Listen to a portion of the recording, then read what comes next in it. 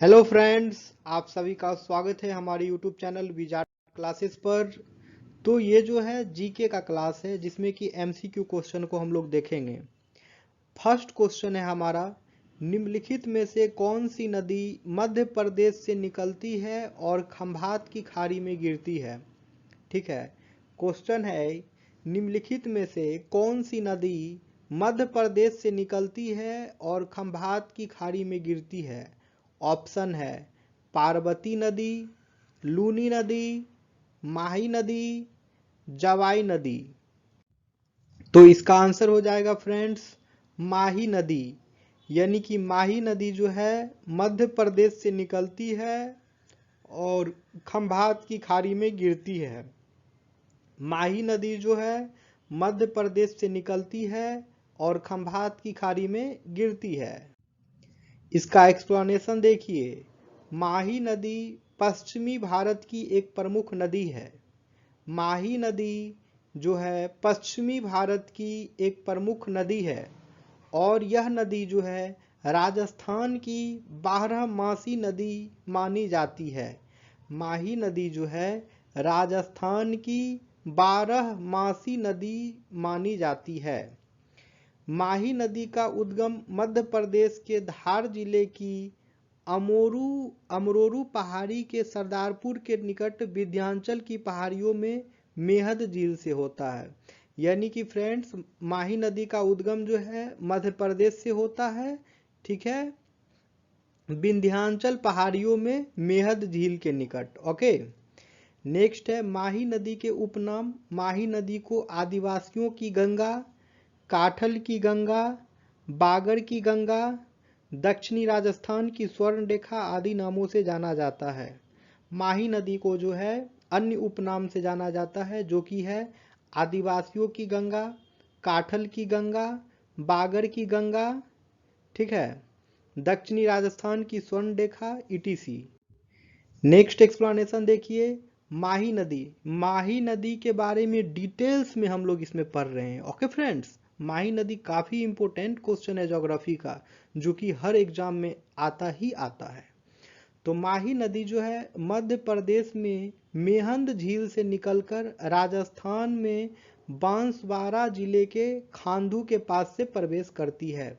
माही नदी जो है मध्य प्रदेश में मेहंद झील से निकलकर राजस्थान में बांसवाड़ा जिले के खांडू के पास से प्रवेश करती है। यह मध्य प्रदेश के धार, झाबुआ और रतलाम जिलों तथा गुजरात, राजस्थान राज्य से होती हुई खंभात की खाड़ी द्वारा अरब सागर में गिरती है। ठीक है, डिटेल जानिए इसका, सिर्फ इतना जानिए कि माही नदी जो है खंभात की खाड़ी में जाके, सॉरी अरब सागर, हाँ खंभात की खाड़ी द्वारा जो है अरब सागर में गिरती है। माही नदी जो है खंभात की खाड़ी द्वारा अरब सागर में गिरती है। माही भारत की एकमात्र ऐसी नदी है जो कर्क रेखा को 2 बार काटती है। माही नदी जो है भारत की एक ऐसी नदी है जो कर्क रेखा को 2 बार काटती है। दोस्तों गौर कीजिएगा, बहुत ही वीवीआई क्वेश्चन यहाँ से बनता है, बहुत ही वीवीआई लाइन है कि माही भारत की एकमात्र ऐसी नदी है जो कर्क रेखा को 2 बार काटती है। क्वेश्चन आएगा कौन सी नदी जो है कर्क रेखा को 2 बार काटती है, तो उसका आंसर होगा माही नदी। ठीक है, नेक्स्ट है लिम्पोपो नदी को घड़ियाल नदी भी कहते हैं। अब माही नदी तो हम लोग देख लिए, अब देखेंगे लिम्पोपो नदी। तो लिम्पोपो नदी को घड़ियाल नदी भी कहते हैं। यह नदी मकर रेखा को 2 बार काटती है। ठीक है, माही नदी जो है कर्क रेखा को 2 बार काटती है और लिम्पोपो नदी जो है मकर रेखा को 2 बार काटती है। माही नदी जो है वो कर्क रेखा को काटती है 2 बार और लिम्पोपो नदी जो है ये मकर रेखा को 2 बार काटती है। और लिम्पोपो नदी को जो है हम लोग घड़ियाल नदी भी कहते हैं। कांगो नदी, जिसे जायरे नदी भी कहते हैं, कांगो नदी भूमध्य रेखा को 2 बार काटती है और कांगो नदी जो है भूमध्य रेखा को 2 बार काटती है। कांगो नदी जो है भूमध्य रेखा को 2 बार काटती है। अब है माही नदी मध्य प्रदेश राजस्थान एवं गुजरात राज्यों से होकर बहती है। माही नदी जो है मध्य प्रदेश, राजस्थान एवं गुजरात राज्यों से होकर बहती है। माही नदी पर निर्मित कुछ बांध हैं, उसको भी देख लीजिए एक बार। माही बजाज सागर बांध, कदाना बांध, वनाक बोरी बांध। माही नदी पर जो निर्मित बांध है वो बांध का नाम देखिए, माही बजाज सागर बांध, कदाना बांध, वनाक बोरी बांध। ओके। माही नदी की प्रमुख सहायक नदियां जो है सोम नदी, जाखम नदी, ईरू नदी, अनास नदी, पनाम, हरन नदी, चाप नदी, मोरेन नदी इत्यादि etc। अब है क्वेश्चन, शुष्क बर्फ इनमें से कौन सी है? शुष्क बर्फ जो है किसको कहते हैं? जमी हुई बर्फ को, जमी हुई कार्बन डाइऑक्साइड को, जमा हुआ पानी को, जमी हुई ऑक्सीजन को। तो शुष्क बर्फ जो है जमी हुई कार्बन डाइऑक्साइड को कहते हैं। शुष्क बर्फ जो है जमी हुई कार्बन डाइऑक्साइड को कहते हैं। शुष्क बर्फ, कार्बन डाइऑक्साइड को शुष्क बर्फ कहा जाता है। ओके, कार्बन डाइऑक्साइड को जो है शुष्क बर्फ कहा जाता है। यह मुख्य रूप से कूलिंग एजेंट की तरह प्रयोग होती है। यह मुख्य रूप से जो है कूलिंग एजेंट की तरह प्रयोग होती है।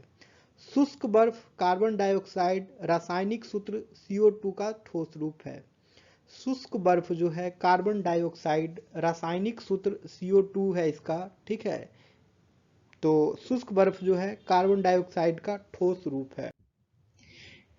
गैर चक्रीय प्रशीतन नॉन साइक्लिक रेफ्रिजरेशन का उपयोग करके शुष्क बर्फ खाद्य पदार्थों को संरक्षित करता है। गैर चक्रीय प्रशीतन नॉन साइक्लिक रेफ्रिजरेशन का उपयोग करके शुष्क बर्फ जो है खाद्य पदार्थों को संरक्षित करता है। यह खाद्य तेलों और वसा को वासी होने से भी बचाता है। यह खाद्य तेल, शुष्क बर्फ जो है यह खाद्य तेल और वसा को बासी होने से भी रोकती है। नेक्स्ट है वह हैलोजन जिसका उपयोग पीराहारी की तरह किया जाता है। वह हैलोजन जिसका उपयोग पीराहारी के तरह किया जाता है तो क्या होगा? Bromine, fluorine, iodine, fluorine. तो फ्रेंड्स इसका आंसर हो जाएगा आयोडीन। यानी आयोडीन वह हैलोजन है जिसका उपयोग पीराहारी के तरह किया जाता है। आयोडीन वह हैलोजन है जिसका उपयोग पीराहारी के तरह किया जाता है। आयोडीन एक्सप्लेनेशन देखते हैं। आयोडीन एक पोषक तत्व है जो शरीर में थायराइड नामक रसायन बनाने के लिए आवश्यक होता है। आयोडीन एक पोषक तत्व है जो शरीर में थायराइड नामक रसायन बनाने के लिए आवश्यक होता है। थायराइड ही शरीर के समग्र विकास को नियंत्रित करता है।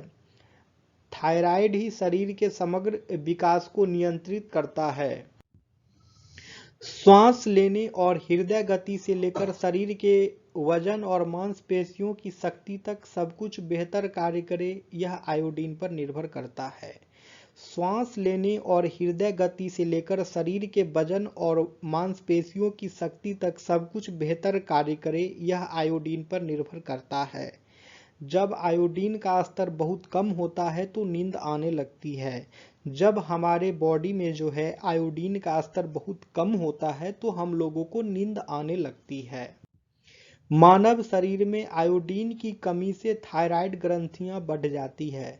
मानव शरीर में आयोडीन की कमी से थायराइड ग्रंथियां बढ़ जाती है। नेक्स्ट क्वेश्चन है कंप्यूटर में प्रयोग होने वाली आईसी चिप किस धातु से बनी होती है? कंप्यूटर में प्रयोग होने वाली आईसी चिप जो है किस धातु से बनी होती है? तो फ्रेंड्स ऑप्शन है तांबा, सिलिकॉन, स्टील, प्लास्टिक।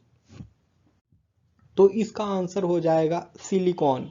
यानी कंप्यूटर में प्रयोग होने वाली आईसी चिप जो है सिलिकॉन से बनी होती है।